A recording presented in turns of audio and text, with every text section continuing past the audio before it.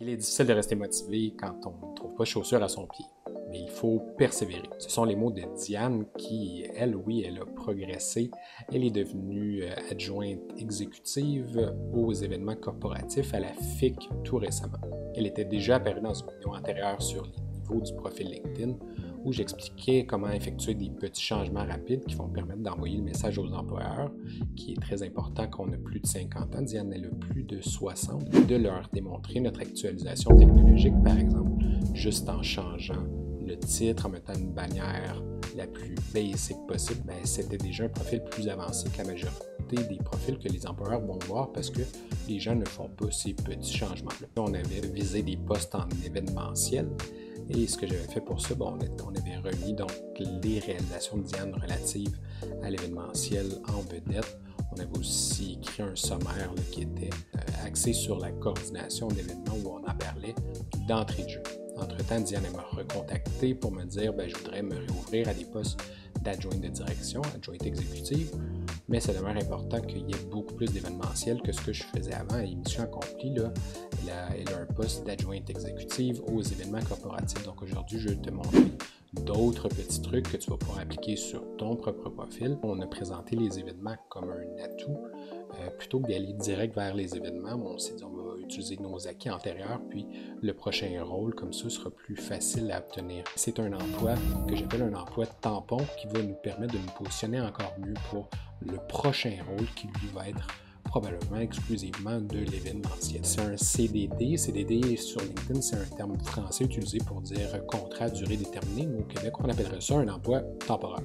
Je remonte au niveau du positionnement. Les 4 éléments importants dans un positionnement sur LinkedIn sont la bannière, la photo professionnelle, le titre et la première phrase de la section info. C'est ce qui arrive above the fold, donc c'est un terme qui a été emprunté du monde des journaux pour dire ce qui arrive au-dessus du pli. C'est ce que les gens voient en premier, c'est donc ce sur quoi on doit porter notre attention en premier lieu lorsqu'on revoit notre profil. Donc il y a beaucoup de choses qui se passent dans ce titre-là. On a d'abord des mots-clés, adjointe de direction c'en est un, événement c'en est un autre, mais mon premier objectif, c'était pas de répartir des mots-clés ici et là. Les mots-clés, pour moi, ça arrive en second lieu. L'objectif principal d'abord, c'en est un de positionnement. On veut que le trafic qualifié qui passe sur notre profil soit convaincu. C'est ce qu'on appelle un objectif de conversion versus un objectif de trafic. Ce sont d'autres termes web. Ce qu'on appelle du trafic qualifié, ça va être des gens qui ont déjà un attrait envers notre profil. Quand on a par exemple un URL LinkedIn sur notre CV, mais ces gens-là ont déjà une première introduction de nous. Donc ça arrive plus bas dans notre tunnel. C'est un peu comme ça que tu dois réfléchir ton profil. Est-ce que les gens qui vont passer dessus arrivent plus haut dans mon tunnel, par exemple? Est-ce que ça va être des inconnus que j'ai attirés là, avec les options de recherche sur LinkedIn? Est-ce que c'est vraiment cette stratégie-là que je veux prendre? Ou est-ce que je veux, moi, parler à des gens qui sont déjà un peu convaincus? Le fait d'avoir aussi des emojis dans son titre, c'est aussi un message de réactualisation que j'avais utilisé aussi comme stratégie dans la première version que je lui avais faite. On veut que ces petits détails-là s'accumulent et lorsqu'ils sont tous rassemblés, que ça envoie un message assez impressionnant. J'attire ton attention sur la bannière. On a changé le fond gris pour en mettre un qui est un template de Canva et en utilisant 3 mots qui vont, à mon avis, assez bien ensemble: appui, créativité, collaboration, pour renforcer notre positionnement global. Il y a beaucoup de positionnements possibles avec notre bannière où on peut, par exemple, utiliser un slogan là-dedans. Dans ce cas-ci, on a employé le nom de Diane Lauzon. Tu n'es pas obligé de mettre ton nom. Si tu veux, tu peux utiliser une image plus générique qui, d'elle-même, va communiquer ce qu'elle a à communiquer. Moi, j'aime toujours utiliser des images assez claires. Je trouve que c'est plus esthétique. On a aussi un petit slogan dans le titre qui est, je trouve, des solutions créatives. J'ai un slogan, il n'y a rien d'original là-dedans. L'important quand on fait un titre, c'est pas l'originalité d'abord, tout comme ce n'est pas les mots-clés. Ce qu'on veut quand on pense à un titre, c'est de la clarté et on va lui ajouter un petit twist, comme ils disent en anglais. Clarity beats cleverness every time. Dans notre sommaire, la première phrase accomplit 2 choses à la fois. On a identifié notre qui, les hauts dirigeants. Recherche, structure et créativité face aux défis du quotidien. On a même accompli 3 choses.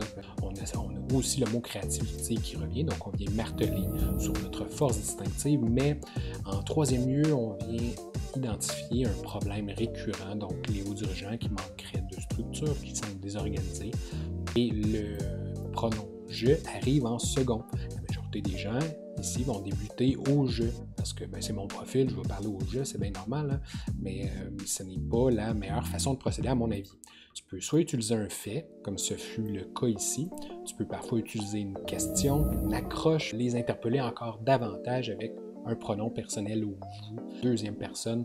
Sous le sommaire de Diane, on a une section qui sont les compétences principales. À l'instant, à l'écran, je vais te présenter comment tu peux faire pour aller les modifier. C'est très simple. Tu rentres dans la section info, tu vas défiler jusqu'en bas, tu vas aller les ajouter à cet endroit-là. Tu peux même réfléchir à ton ordre, savoir quelles compétences je veux qu'il arrive vraiment en premier. Le but, nous ici, c'était de démontrer encore une fois l'actualisation, le fait d'avoir utilisé un feature comme celui-là, qui est assez récent au moment où je tourne cette vidéo. C'est un autre détail qui s'accumule. On n'avait pas mis de pause professionnelle. Donc, Diane, elle était en arrêt depuis 2023. Et il y a un feature sur LinkedIn qui est récent lui aussi, qui comparativement à celui des compétences principales qu'on souhaite utiliser, celui de la pause professionnelle, on cherche à l'éviter le plus possible. Pourquoi? C'est qu'après 50 ans, on veut envoyer le message qu'on est fier de ce qu'on a présenté, on n'a aucune justification, ils vont t'accepter tel quel, puis c'est à prendre ou à laisser. Je vais descendre maintenant jusqu'aux compétences. Lorsque tu ajoutes des compétences, la dernière que tu as ajoutée va toujours arriver en premier dans la liste, puis il y en a juste 2 qui vont apparaître, comme tu peux le voir, à moins d'aller cliquer sur « Afficher » toutes les compétences, étant donné que Diane vient tout juste d'ajouter tenue d'événement à cause de son poste à la FIC, c'est celui qui arrive en premier. Mais moi, ce que j'avais fait sur son profil, c'est que j'avais mis les compétences qui ont été recommandées d'abord, puis qui en même temps vont renforcer, vont consolider son positionnement. Coordination de projet et gestion d'événements. Et là, dans mon cas, j'ai une relation en commun avec Diane, mais pour la majorité des gens, ce ne sera pas ce qui va être présenté.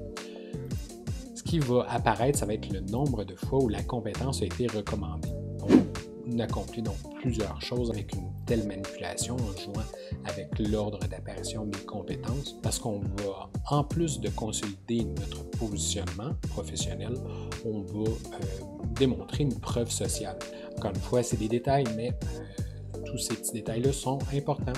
Et toutes les autres compétences, minutie, autonomie, rigueur, il y a un autre sous-objectif, c'est celui d'aller se positionner pour les emplois sur LinkedIn qui, eux, vont comparer si les compétences qui se retrouvent sur notre profil correspondent aux affichages de postes. Tu peux voir, là, il y a minutie, amélioration des processus et 43 compétences de plus, on ne les voit pas, c'est quoi les compétences en question.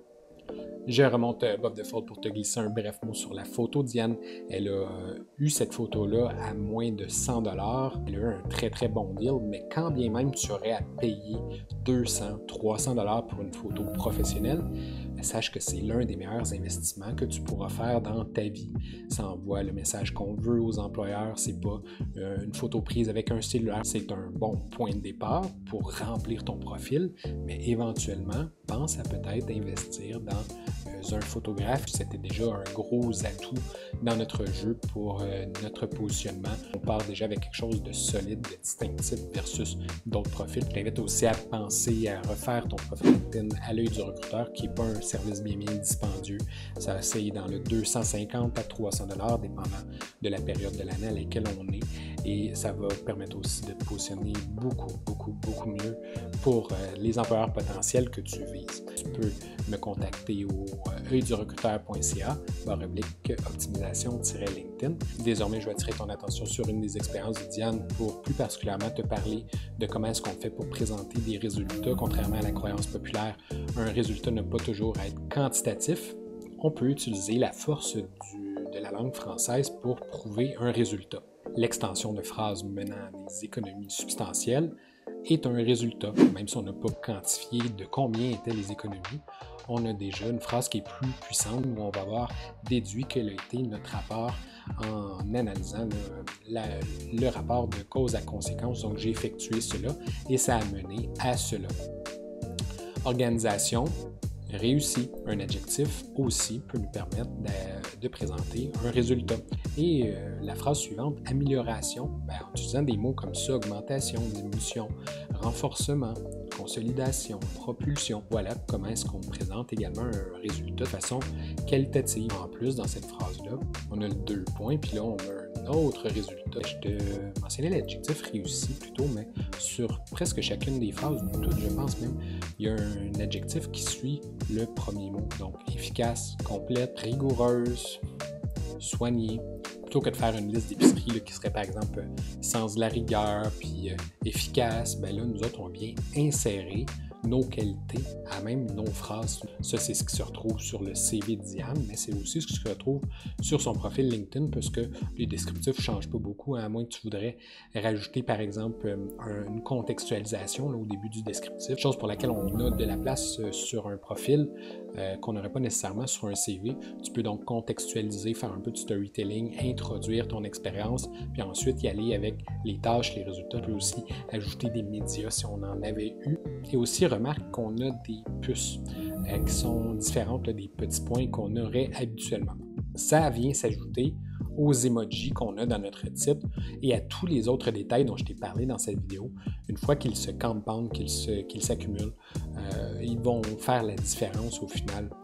C'est des petites choses que les gens remarquent. Ça. Le cas qu'on vient de voir aujourd'hui de Diane, c'en est un d'espoir pour toi, où c'est possible de te positionner dans ce que tu souhaites faire, même en âge avancé. C'est tout pour moi. Merci d'être toujours à l'écoute. Si tu es toujours présent avec moi, donc c'est peut-être signe qu'il faut que tu ailles mettre un like sur la vidéo pour m'encourager à en produire des nouvelles. Si tu as appris des choses durant celle-ci, viens nous les partager dans les commentaires. Ça te permet d'avoir une belle rétroaction sur le travail que je fais ici sur YouTube. Et finalement, viens t'abonner à la chaîne pour plus de conseils sur la recherche d'emploi et l'évolution numérique. Nous, on se dit à la prochaine. Salut!